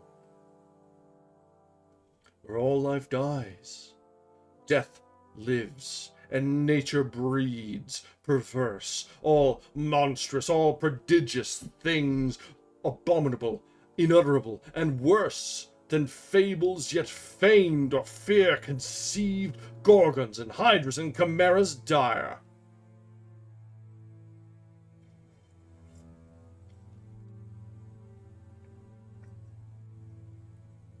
Meanwhile, the adversary of God and man, Satan, with thoughts inflamed of highest design, puts on swift wings, and toward the gates of hell explores his solitary flight. Sometimes he scours the right-hand coast, sometimes the left. Now shaves with level wing the deep, then soars up to the fiery concave towering high, as when far off at sea a fleet descried hangs in the clouds by equinoctial winds, close hailing from Bengala, or the isles of Tanart or Tidor, whence merchants bring their spicy drugs. They, on the trading flood, through the wide Ethiopian to the Cape, ply stemming nightly toward the pole. So seemed far off the flying fiend. At last appear hell bounds high, reaching to the horrid roof, and thrice threefold the gates, three folds were brass, three iron, three of adamantine rock, impenetrable, impaled with circling fire, yet unconsumed. Before the gates there sat on either side a formidable shape. The one seemed a woman to the waist, and fair, but ended foul in many a scaly fold. Voluminous and vast, a serpent armed with mortal sting. About her middle, round a cry of hellhounds never ceasing barked, with wide Cerberian mouths full loud, and rung a hideous peal. Yet, when they list, would creep, if aught disturbed their noise, into her womb, and kennel there. Yet there still barked and howled within unseen, far less abhorred than these vexed Scylla, bathing in the sea that parts Calabria from the hoarse Trinacrian shore. Nor uglier follow the night hag, when, called in secret, riding through the air she comes, lured with the smell of infant blood, to dance with Lapland witches, while the laboring moon eclipses at their charms. The other shape, if shape it might be called, that shape had none distinguishable in member, joint, or limb, or substance might be called, that shadow seemed, for each seemed either. Black it stood as night, fierce as 10 furies, terrible as hell, and shook a dreadful dart. What seemed his head the likeness of a kingly crown had on. Satan was now at hand, and from his seat the monster moving onward came as fast with horrid strides. Hell trembled as he strode. The undaunted fiend, what this might be admired, not feared, God and his Son except, created thing not valued he nor shunned. And with disdainful look thus first began: Whence and what art thou, execrable shape, that darst throw grim and terrible advance thy miscreated front athwart my way to yonder gates? Through them I mean to pass, that be assured, without leave asked of thee. Retire, or taste thy folly, and learn by proof, hell-born, not to contend with spirits of heaven. To whom the goblin, full of wrath, replied, Art thou that traitor angel? Art thou he? who first broke peace in heaven and faith, till then unbroken, and in proud rebellious arms drew after him the third part of heaven's sons, conjured against the highest, for which both thou and they outcast from God are here condemned to waste eternal days in woe and pain. And reckonest thou thyself with spirits of heaven, hell doomed and breath's defiance here and scorn, where I reign king, and to enrage thee more, thy king and lord. Back to thy punishment, false fugitive, and to thy speed add wings, lest with a whip of scorpions I pursue thy lingering, or with one stroke of this dart strange horror seize thee, and pangs unfelt before. So spake the grisly terror, and in shape so speaking and so threatening grew tenfold, more dreadful and deform. On the other side, incensed with indignation, Satan stood unterrified, and like a comet burned. That fire, the length of Ophiuchus, huge in the Arctic sky, and from his horrid hair shakes pestilence and war. Each at the head leveled his deadly aim, their fatal hands. No second stroke contend, and such a frown. Each cast at the other, as when two black clouds, with heaven's artillery fraught, came rattling on over the Caspian. Then stand front to front, hovering a space, till winds the signal blow to join their dark encounter in midair. So frowned the mighty combatants that hell grew darker at their frown. So matched they stood, for never but once more was wither like to meet so great a foe. And now great deeds had been achieved, whereof all hell had rung, had not the snaky sorceress that sat fast by Hellgate and kept the fatal key risen, and with hideous outcry rushed between. "O Father, what intends thy hand," she cried, "against thy only son? What fury, O son, possesses thee to bend that mortal dart against thy father's head? And know'st for whom? For him who sits above and laughs the while at thee, ordained his drudge to execute whate'er his wrath, which he calls justice bids, his wrath, which one day will destroy ye both." She spake, and at her words the hellish pest forbore, and then these to her Satan returned. "So strange thy outcry, and thy words so strange thou interposest, that my sudden hand, prevented, spares to tell thee yet my deeds. What it intends, till first I know of thee, what thing thou art, thus double-formed, and why, in this infernal vale first met, thou call'st me father, and what that phantasm call'st my son. I know thee not, nor ever saw till now sight more detestable than him and thee." To whom thus the portress of Hellgate replied, "Hast thou forgot me then? And do I seem now in thine eyes so foul? Once deemed so fair in heaven, when at the assembly and in sight of all the seraphim with thee combined in bold conspiracy against heaven's king. All on a sudden miserable pain surprised thee, dim thine eyes and dizzy swum in darkness, while they had flames thick and vast threw forth, till on the left side opening wide, likest to thee in shape and countenance bright, then shining heavenly fair, a goddess armed. Out of thy head I sprung.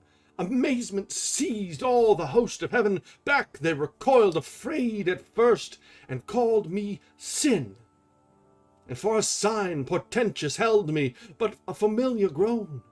I pleased, and with attractive graces won the most averse, thee chiefly, who, full oft thyself in me, thy perfect image viewing, becamest enamored. And such joy thou tookest with me in secret, that my womb conceived a growing burden. Meanwhile, war arose, and fields were fought in heaven, wherein remained, for what else could, to our almighty foe clear victory, to our part loss and rout. Through all the empyrean down they fell, driven headlong from the pitch of heaven, down into this deep. And in the general fall I also, at which time this powerful key into my hands was given, with charge to keep these gates forever shut, which none can pass without my opening.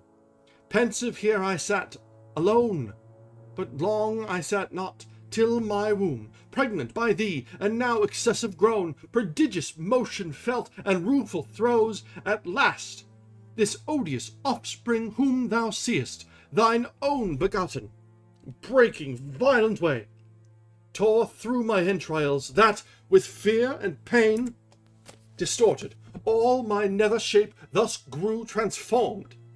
But he, my inbred enemy, forth issued, brandishing his fatal dart, made to destroy. I fled, and cried out death.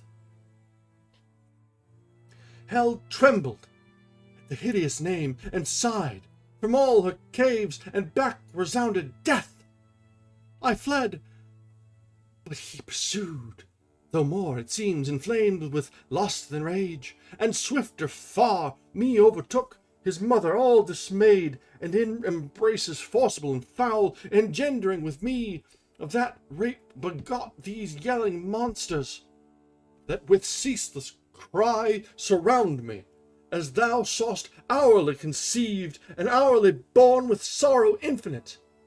To me, for when they list into the womb that bred them, they return and howl, and gnaw my bowels their repast, then, bursting forth afresh, with conscious terrors vex me round, that rest or intermission none I find. Before mine eyes, in opposition, sits grim death, my son and foe, who set them on, and me, his parent, would full soon devour for want of other prey. But that he knows his end was mine involved, and knows that I should prove a bitter morsel, and his bane, whenever that shall be, so fate pronounced. But thou, O father, I forewarn thee, shun his deadly arrow, neither vainly hope to be invulnerable in those bright arms, through tempered heavenly, for that mortal dint, save he who reigns above, none can resist. She finished, and the subtle fiend his lore soon learned, now milder, and thus answered smooth, Dear daughter, since thou claimest for me for thy sire, and my fair son here show'st me, the dear pledge of dalliance had with thee in heaven, and joys then sweet, now sad to mention, through dire change befallen us unforeseen, unthought of, no, I come no enemy, but to set free from out this dark and dismal house of pain both him and thee, and all the heavenly host of spirits that in our just pretenses armed, fell with us from on high. From them I go, this uncouth errand soul,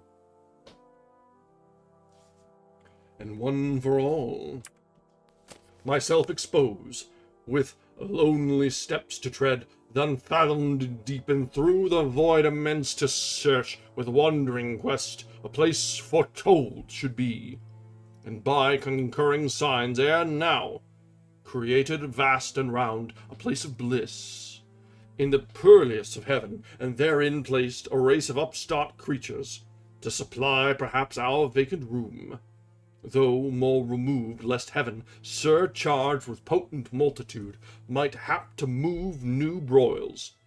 Be this or aught than this more secret now designed I haste to know, and, this once known, shall soon return, and bring ye to the place where thou and death shall dwell at ease, and up and down unseen wing silently the buxom air, embalmed with odors. There ye shall be fed and filled immeasurably, all things shall be your prey. He ceased, for both seemed highly pleased, and death grinned horrible, a ghastly smile, to hear his famine should be filled, and blessed his maw destined to that good hour. No less rejoiced his mother bade, and thus bespake her sire: "The key of this infernal pit, by due and by command of heaven's all-powerful king, I keep, by him forbidden to unlock. These adamantine gates, against all force, death ready stands to interpose his dart, fearless to be o'ermatched by living might. But what owe I to his commands above, who hates me, and hath hither thrust me down into this gloom of torturous profound, to sit in hateful office here confined? To inhabitant of heaven and heavenly born, here in perpetual agony and pain, with terrors and with clamours compassed round of mine own brood, that on my bowels feed. Thou art my father, thou art my author, thou my being gavest me. Whom should I obey but thee? Whom follow? Thou wilt bring me soon to that new world of light and bliss, among the gods who live at ease, where I shall reign at thy right hand, voluptuous as beseems thy daughter and thy darling without end." Thus saying, from her side the fatal key, sad instrument of all our woe, she took, and towards the gate rolling her bestial train, forthwith the huge portcullis high up drew, which but herself not all the Stygian powers could once have moved. Then in the keyhole turns the intricate wards, and every bolt and bar of massy iron or solid rock with ease unfastens. On a sudden open fly, with impetuous recoil and jarring sound, the infernal doors, and on their hinges great harsh thunder, that the lowest bottom shook of Erebus. She opened, but to shut excelled her power. The gates wide open stood, that with extended wings a bannered host, under spread ensigns marching, might pass through, with horse and chariots ranked in loose array. So wide they stood, and like a furnace mouth cast forth rebounding smoke and ruddy flame. Before their eyes in sudden view appear the secrets of the hoary deep, a dark, illimitable ocean without bound, without dimension, where length, breadth, and height, and time and place are lost, where eldest night and chaos, ancestors of nature, hold eternal anarchy. Amidst the noise of endless wars, and by confusions stand, for hot, cold, moist, and dry, for champions fierce, strive here for mastery, and to battle bring their embryon atoms. They, around the flag of each his faction, in their several clans, light-armed or heavy, sharp, smooth, swift or slow, swarm populous, unnumbered as the sands of Barca or Cyrene's torrid soil, levied to side with warring winds, and poise their lighter wings. To whom these most adhere, he rules a moment. Chaos umpire sits, and by decision more embroils the fray, by which he reigns. Next him, high arbiter, chance governs all. Into this wild abyss, the womb of nature, and perhaps a grave, of neither sea, nor shore, nor air, nor fire, but all these and their pregnant causes mixed confusedly, and which thus must ever fight, unless the Almighty Maker them ordain his dark materials to create more worlds.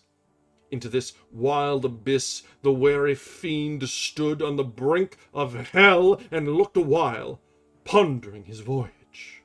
For no narrow frith he had to cross, nor was his ear less peeled with noises and ruinous to compare great things with small, than when Bellona storms with all her battering engines, bent to raise some capital city, or less than if this frame of heaven were falling, and these elements in mutiny had from her axle torn the steadfast earth. At last, his sail broad vans he spread for flight, and, in the surging smoke, uplifted, spurns the ground, thence many a league, as in a cloudy chair ascending rides, audacious, but, that seat soon veiling, meets a vast vacuity. All unawares, fluttering his pennon's vein, plumb down he drops, 10,000 fathom deep, and to this hour down has been falling, had not, by ill chance, the strong rebuff of some tumultuous cloud. Instinct, with fire and nitre, hurried him as many miles aloft that fury stayed. Quenched in a boggy Syrtis, neither sea nor good dry land, nigh foundered on he fares, treading the crude consistence. Half on foot, half flying behooves him now, both oar and sail, as when a griffin through the wilderness with winged course o'er hill or moory dale pursues the Arimaspian, who by stealth had from his wakeful custody purloined the guarded gold, so eagerly the fiend o'er bog or steep, through strait, rough, dense or rare, with heads, hands, wings, or feet pursues his way, and swims or sinks or wades or creeps or flies at length, a universal hubbub wild of stunning sounds and voices all confused, borne through the hollow dark, assaults his ear with loudest vehemence. Thither he plies, undaunted, to meet there whatever power or spirit of the nethermost abyss might in that noise reside, of whom to ask which way the nearest coast of darkness lies, bordering on light, when straight behold the throne of chaos. His dark pavilion spread wide on the wasteful deep, with him enthroned sat sable-vested Night, eldest of things, the consort of his reign, and by them stood Orcus and Hades, the dreaded name of Demogorgon, Rumor next, and Chance, and tumult and confusion all embroiled, and discord with 1,000 various mouths. To whom Satan, turning boldly thus, ye powers and spirits of this nethermost abyss, chaos and ancient night, I come no spy, with purpose to explore or to disturb the secrets of your realm, but by constraint wandering this darksome desert, as my way lies through your spacious empire up to light. Alone and without guide, half lost, I seek what readiest path leads where your gloomy bounds confine with heaven, or, if some other place from your dominion one the ethereal king possesses lately, thither to arrive. I travel this profound, direct my course, directed, no mean recompense it brings to your behoof, if I, that region lost, all usurpation thence expelled, reduce to her original darkness, in your sway, which is my present journey, and once more erect the standard there of ancient night. Yours be the advantage all, mine the revenge.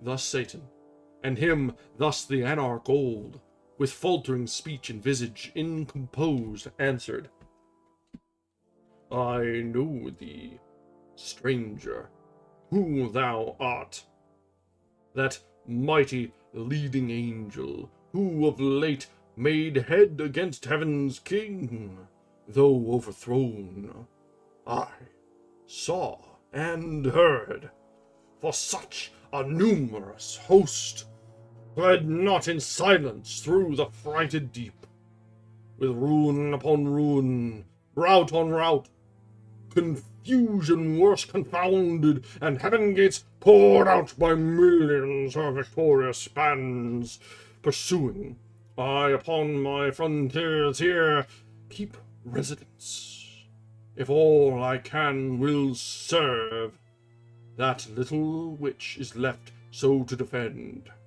Encroached on still through our intestine broils, weakening the scepter of old night. First, your dungeon stretching far and wide beneath. Now, lately, heaven and earth, another world hung o'er my realm, linked in a golden chain to that side heaven from which your legions fell. If that way be your walk, you have not far. So much the nearer the danger. Go and speed. Havoc and spoil and ruin, you are my gain. He ceased, and Satan stayed not to reply, but glad that now his sea should find a shore, with fresh alacrity and force renewed, springs upward like a pyramid of fire into the wild expanse, and through the shock of fighting elements, on all sides round environed, wins his way, harder beset, and more endangered than when Argo passed through Bosporus betwixt the jostling rocks, or when Ulysses on the larboard shunned Charybdis, and by the other whirlpool steered. So he, with difficulty and labor hard, moved on, with difficulty and labor he, but he once passed, soon after when man fell. Strange alteration, sin and death amain, following his track, such was the will of heaven. Paved after him a broad and beaten way over the dark abyss, whose boiling gulf tamely endured a bridge of wondrous length, from hell continued, reaching the utmost orb of this frail world, by which the spirits perverse with easy intercourse pass to and fro to tempt or punish mortals, except whom God and good angels guard by special grace. But now, at last, the sacred influence of light appears, and from the walls of heaven shoots far into the bosom of dim night a glimmering dawn. Here nature first begins her farthest verge, and chaos to retire, as from her outmost works a broken foe. With tumult less and with less hostile din, that Satan, with less toil and now with ease, wafts on the calmer wave that dubious light, and, like a weather-beaten vessel, holds gladly the port, though shrouds and tackle torn. Or in the emptier waste, resembling air, weighs his spread wings, at leisure to behold, far off the imperial heaven extended wide, in circuit undetermined, square or round, with opal towers and battlements adorned of living sapphire, once his native seat, and fast by, hanging in a golden chain, this pendant world, in bigness as a star of smallest magnitude, close by the moon. Thither, full fraught with mischievous revenge, accursed, and in a cursed hour, he hies. And that is the end of Book 2 of Paradise Lost. We ran over a little bit tonight. There wasn't exactly a good spot to stop or pause through all that. But, woof, that takes it out of me. I still have most of my wine left after all that. There is not a whole lot of time to stop and drink or anything. So, we won't have a whole lot of discussion after this one.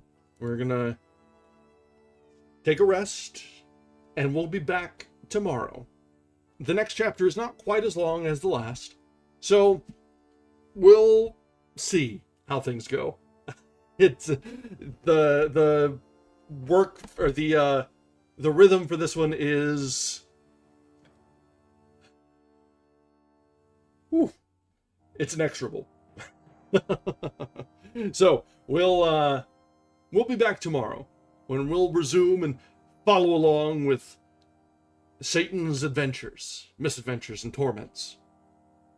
So, until then, thank you for joining us. If you have not yet, I encourage you to give a like on the stream, and maybe a subscription to the channel. This is the first of our epic, well, maybe not the first, but this is an interesting diversion from what we normally do.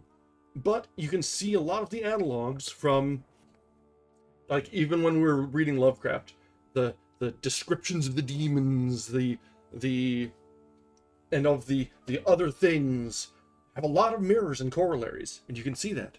So we'll explore more next time, tomorrow. Thank you very much. Have a good night. Bye now.